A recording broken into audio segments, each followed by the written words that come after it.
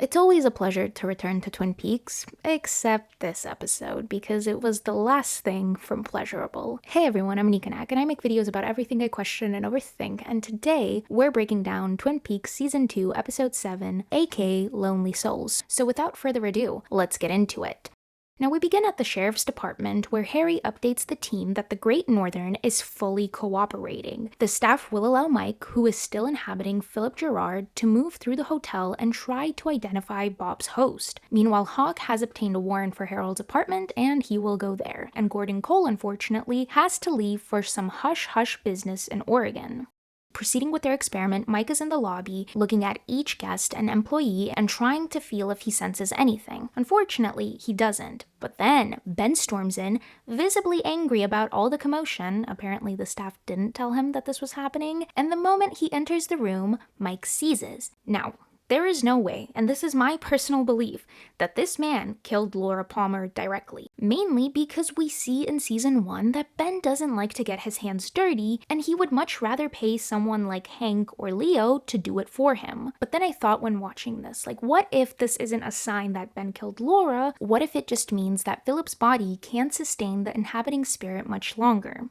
Meanwhile, Hawk made his way to Harold's apartment, and when opening the front door, he finds Harold hanging from the rafters of his greenhouse. Now, I have to be honest, I really didn't see this coming. And also, this scene had me fuming and opened a whole can of worms regarding my dislike for Donna, because she was essentially the one who pushed him to do this. Either way, no matter why it happened, how it happened, it's still tragic, and I didn't think his story would end this quickly or this way. Now, shortly after Hawk's discovery, the forensic team arrives and goes through everything, and Harold left a suicide note written in French saying, "I am a lonely soul." Now, if we remember, a couple of episodes ago, baby David Lynch, aka Pierre, said the exact same thing, and when I talked about him, I asked whether Harold might actually be afraid of Pierre. Could that still be the case? And now I'm having a realization, because if we go back to the previous episode, when Mike was telling Coop about the Great Northern hosting Bob, he repeated the same chant from Cooper's dream. Through the darkness of future past, the magician longs to see one chance out between two worlds. Fire, walk with me. Now, the line that stuck with me here was, "The magician longs to see," because earlier this season, in the episode that we meet Pierre, he was performing magic tricks with the cream corn, which makes me now wonder, well, what if Pierre is the master puppeteer in all of this? We have Mike, who is trying to stop Bob, and we have Bob, the evil spirit, or whatever he is, causing chaos. And then we have Pierre, the magician, watching it all play out. And what if Harold was meant to be a messenger of Pierre's, and what if I am a lonely soul is the key to all of it? What if Pierre is causing everything simply because he is lonely? But yes, those are the last words of Harold Smith, which is still devastating, especially after what he said to Donna in the previous episode, that he thought he had finally found someone who could help him through everything. And as we can see, that just turned out not to be true. Then, Hawk finds the remnants of Laura's diary, ripped to shreds completely. And this is what I still don't understand. Why would Harold destroy it? Maybe it was rage, or maybe it was the last thing he had control over. But speaking of stories that will soon end too, Maddie sits with Leland and Sarah and tells them she's going back to Missoula, back to her job and her apartment. Both of them seem visibly shocked, and I would even say a little bit upset, naturally, because Maddie occupied the space Laura left. Yet they still tell her it's fine, and she can go. Now, little did I know that this episode would also throw in a little bit of a curveball by making me laugh. And it was interesting because this episode is just filled with so much sadness, so much darkness, and so much injustice in my opinion. But over at the Johnson household, Bobby, Shelley, and Leo sit at the table going over the bills. After every payment, medical equipment, insurance, etc., they have $42 left. Bobby has once again the frickin' audacity to tell Shelley she has a good start. The reason this annoyed me so much is because he made this into Shelley's problem. And I mean, it is kind of Shelley's problem because Shelley shouldn't have listened to Bobby, but I'm still upset at Bobby for this. But I digress. Then Leo starts making loud noises the moment they start talking about his money, and then he says, clear as anything, which was hilarious, and now I can finally say that I understand some of your comments. Shelly and Bobby read this as a sign, maybe he's trying to tell them something. So Shelly goes to find the receipt for a pair of Leo's shoes she had taken in to get cleaned. Bobby gets Leo's old boots and tries to get a reaction out of him, but nothing happens, and then Leo just proceeds to say, "New shoes, new shoes, new shoes."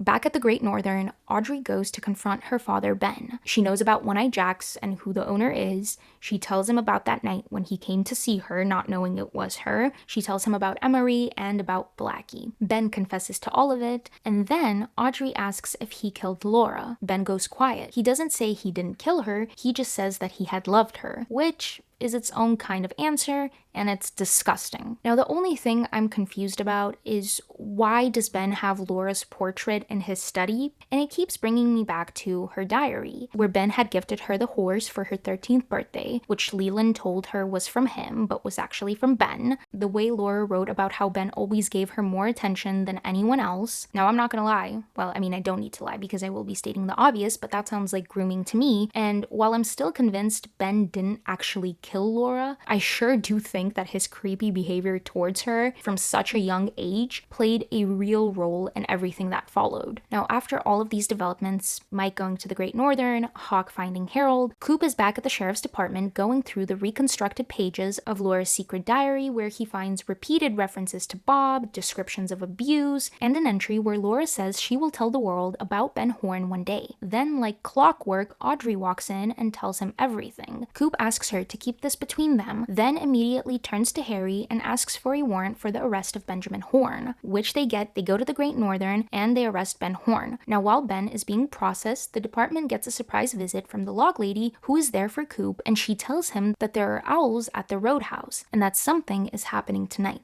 She doesn't know what it is, but something is definitely happening. After the devastating news of Harold's death, Donna and James meet up at the roadhouse, and James is trying to comfort Donna by saying that Harold's death wasn't anybody's fault. And look, I understand what James is trying to do, but Harold was not like other people. He didn't have the same thick skin that James or Donna have. He trusted Donna pretty quickly, and then having that trust broken hit him in a completely different way than it would hit someone with a normal understanding of human connection. So while I appreciate the sentiment from James, it's not that simple. And I do believe Donna is guilty here. Then, the log lady leads Coop and Harry in. They sit down at a table, and after a few songs, Coop looks up at the stage and has a vision. The giant reappears, and he says, "It is happening again." And it is. Back at the Palmer house, a record is spinning, stuck, going round and round and round.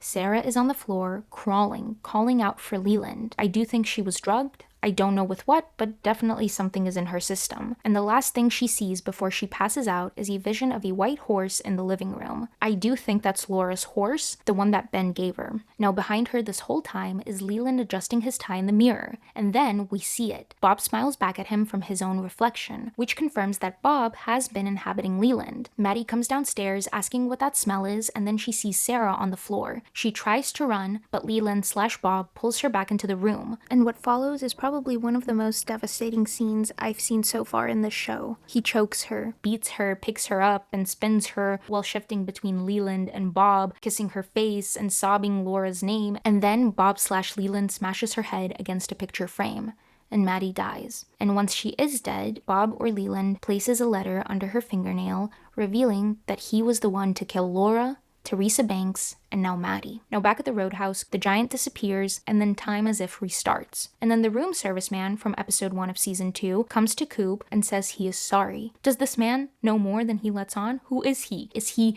the version of the giant that is in this world that everybody can see? And also, sorry for what exactly? Is it because they couldn't solve the case in time to save Maddie? And simultaneously, while all of this is happening, something shifts in the room. Maybe the energy or the feeling. Bobby, who is also there, starts crying. James holds Donna as she breaks down. Did they all feel Maddie die in that moment? Was this the breaking point for everyone? I do think that whatever connection exists in Twin Peaks between people who are bound to each other made it so that her death was felt, even from across town. And before I finish off this video, I do wonder why Maddie. Was it her connection to Laura?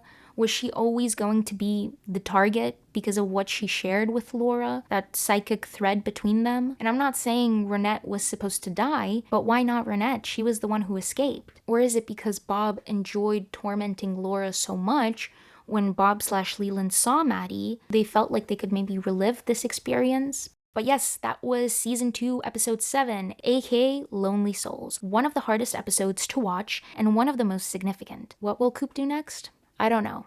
But what about you? Let me know your thoughts in the comments down below. And if you're still here, thank you so much for watching, and I will see you next time. Bye!